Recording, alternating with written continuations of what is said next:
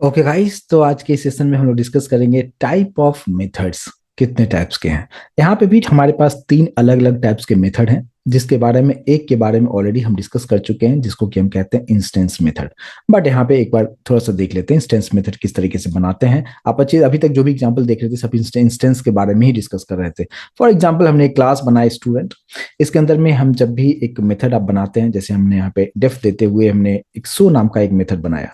अगर आपने इसके अंदर में सेल्फ डाल दिया है, इसका मतलब ये इंस्टेंस बन चुका है। कोलन देते हुए और नीचे अगर मैं प्रिंट करता हूं यहाँ पे इट्स इंस्टेंस मेथड, कुछ इस तरीके से मैसेज दे दिया है। और इसको अगर वो प्रिंट करना है तो आप जानते हैं कि आप डायरेक्टली शो को कॉल नहीं कर सकते हैं। सबसे पहले तो आपको ऑब्जेक्ट बनाना होगा। तो S1 इक्वल्स टू हमने स्टूडेंट यहाँ पे रखेंगे, और इसके बाद फिर S1 में डॉट ऑपरेटर यूज करते हुए शो फंक्शन को कॉल करेंगे। अभी इसको रन करके देखेंगे तो इट्स एन इंस्टेंस मेथड। तो ये जो आप सेल्फ यहाँ पे यूज आप कर देते हैं, इसका मतलब क्या कि ये हमारा इंस्टेंस मेथड होगा, और इसको कॉल करने के लिए कंपलसरी तौर पे आपको ऑब्जेक्ट बनाना ही होगा। विदाउट ऑब्जेक्ट आप रन नहीं कर सकते हैं। ऑलरेडी हमने लास्ट क्लास में भी आपको बताया था।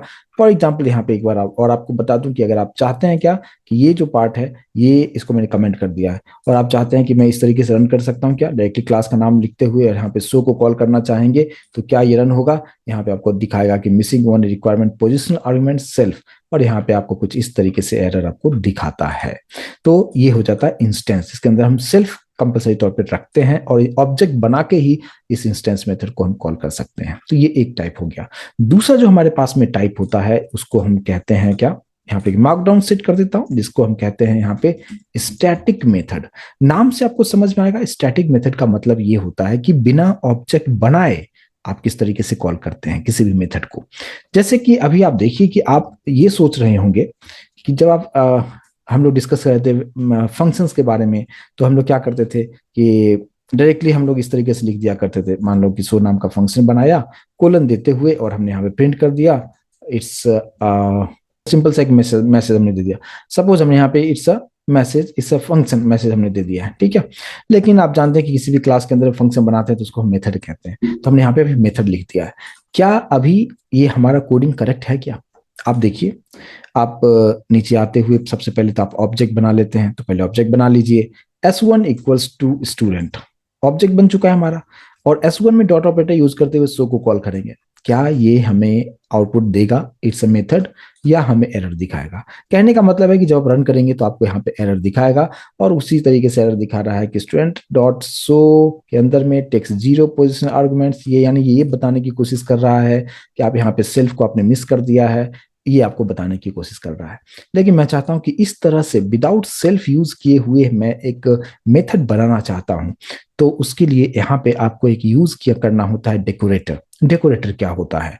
डेकोरेटर ये होता है कि किसी भी मेथड्स के ऊपर मैं लिख दूंगा एट द रेट यूज करते हुए, आपको जस्ट यहाँ पे लिख देना है क्या, स्टैटिक मेथड। अब जो है पाइथन इसका जो इंटरप्रेटर है प्रॉपर तरीके से समझेगा कि अच्छा, अभी जो ये मेथड आप बना रहे हैं ये इंस्टेंस मेथड नहीं है, ये कौन सा है, स्टैटिक मेथड है। अगर ये स्टैटिक मेथड है तो अब ये इसके अंदर में सेल्फ लिखने की कोई जरूरत नहीं है, और न ही ऑब्जेक्ट बनाने की जरूरत है। लेकिन आप चाहते हैं कि ऑब्जेक्ट बना के इसको कॉल करना, वो भी आप यहाँ पे ऑप्शनल आपके पास में है। जैसे कि अभी आप देखिए S1 में के लिए मैंने यहाँ पे स्टूडेंट के लिए ऑब्जेक्ट बनाया है और फिर शो को कॉल कर रहे हैं। रन करके देखिए, रन हो रहा है, यहाँ पे प्रॉपर तरीके से मैसेज आ रहा है इट्स अ मेथड, प्रॉपर तरीके से कोई इशू नहीं आया है। लेकिन आप चाहते हैं कि इसको मैं बिना ऑब्जेक्ट बनाए भी कॉल कर सकता हूं। स्टैटिक का मतलब ही यही होता है कि बिना ऑब्जेक्ट बनाए आप कॉल कर सकते हैं। तो हम यहाँ पे ऑब्जेक्ट हम नहीं बनाएंगे, इसको मैंने निकाल दिया है, और डायरेक्टली क्लास का नाम लिखिए जो कि है स्टूडेंट, और डॉट मेथड का नाम क्या है, सो नाम का मेथड है। अब इसको रन कीजिए, इट्स अ मेथड। तो यहाँ पे बेटर होगा कि मैं यहाँ पे लिख देता हूँ क्या, इट्स अ स्टैटिक मेथड। इस तरीके से रन करते हैं हम लोग। तो कुछ इसको हम कहते हैं स्टैटिक। लेकिन ध्यान रखना है कि आप डायरेक्टली ऐसा आप लिखेंगे तब तो आपको एरर आपको दिखाएगा, इसलिए आपको उसके ऊपर में एक डेकोरेटर, इसको कहते हैं डेकोरेटर, यहाँ पे एट द रेट और सभी स्मॉल में लिखना है स्टैटिक मेथड। बस इतना आपको करना है, बिना ऑब्जेक्ट बनाए इसको कॉल कर सकते हैं। सेकंड हो गया ये हमारा स्टैटिक मेथड। थर्ड पे आते हैं। तीसरा जो हमारे पास में आता है क्लास मेथड का मतलब है जिस जिस मेथड को हम क्लास के अंदर रखेंगे उसे क्लास मेथड कहेंगे, ऐसा बिल्कुल नहीं है। क्योंकि अभी जो हमने शो नाम का जो मेथड बनाया है ये भी तो क्लास के अंदर ही है। और ऊपर जो हमने इंस्टेंस वाला जो हम लोग बना रहे थे, यहाँ पे अगर आप देखेंगे ये जो शो मेथड है ये भी तो क्लास के अंदर ही है। क्या ये क्लास मेथड है? नहीं है।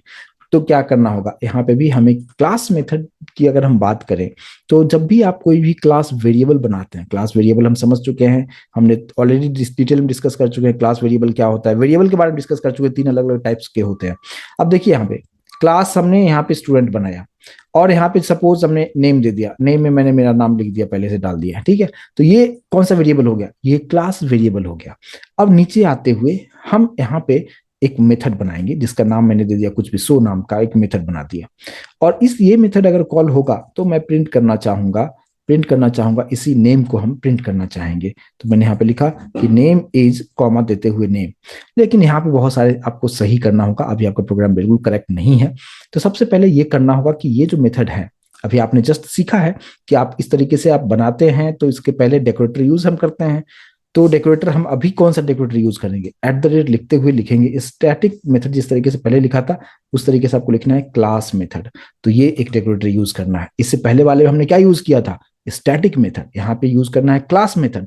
लेकिन इस बात पे ध्यान दीजिएगा कि यहाँ पे जिस तरीके से हम लोग इंस्टेंस मेथड यूज करते थे, तो वहां पे हम एक सेल्फ कीवर्ड यूज किया करते थे, पैरामीटर पास करते थे। यहाँ पे भी हम लिखते हैं CLS। CLS की जगह पे कुछ भी लिख सकते हैं, बट CLS मीनिंगफुल है, नाम से समझ में आता है कि हाँ क्लास की बात कर रहा है, तो हम CLS यहाँ पे यूज हम करेंगे। लेकिन अगर ये मेथड के अंदर में अगर आप बना रहे हैं, क्लास मेथड बना रहे हैं और यहाँ पे CLS एक पैरामीटर पास कर रहे हैं, तो इस नेम को अगर आपको एक्सेस करना होगा तो डायरेक्टली नेम के थ्रू एक्सेस नहीं कर सकते हैं।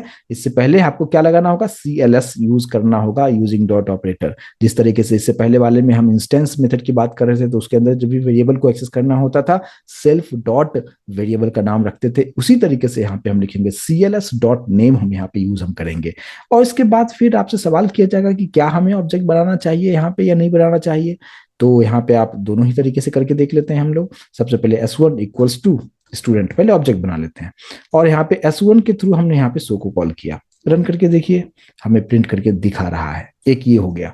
दूसरा में हम करते हैं क्या कि हम ऑब्जेक्ट हम नहीं बनाते हैं और डायरेक्टली यहाँ पे स्टूडेंट डॉट यूज करते हुए हम कॉल कर देंगे शो को। तो जैसे यहाँ पे हम कॉल कर रहे हैं, यहाँ पे आपको प्रॉपर तरीके से मैसेज प्रिंट करके आपको दिखाता है। तो कहने का मतलब ये है कि स्टैटिक मेथड हो या क्लास मेथड हो, दोनों को एक्सेस करने के लिए आपको ऑब्जेक्ट यानी इंस्टेंस बनाने की जरूरत नहीं है। लेकिन जब भी क्लास मेथड आप बना रहे हैं, उसके ऊपर, उस मेथड के ऊपर में एक डेकोरेटर यूज कीजिए जिसको कहते हैं @क्लास मेथड, और उसके अंदर में CLS आप डाल दीजिए। जिस तरीके से हम यूज करते हैं, सेल्फ यूज करते हैं इंस्टेंस मेथड में। आई होप कि कंसेप्ट समझ में आया होगा। तीनों टाइप के बारे में आपको यहाँ पे बताया है, छोटे छोटे एग्जाम्पल के थ्रू आपको समझाने की कोशिश किया है ताकि आपका कंसेप्ट क्रिस्टल क्लियर हो। मिलते हैं नेक्स्ट सेशन में, आई का पार्ट डिस्कस करेंगे। Thank you so much guys.